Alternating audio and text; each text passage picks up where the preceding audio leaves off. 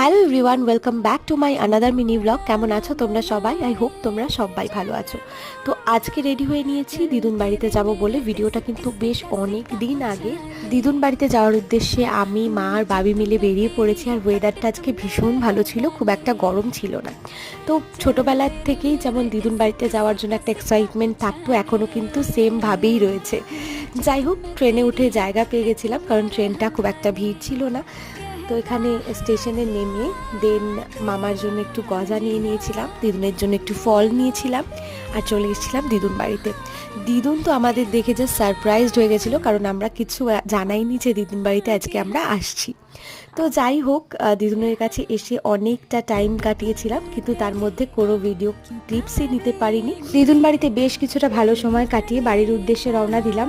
ঠিক শেষ মুহূর্তে এই বেলেডাঙ্গা মোড়ের এই জায়গাটায় প্রচণ্ড জ্যামে পড়েছিলাম। চলো আজকে ব্লগটা এতটুকুই।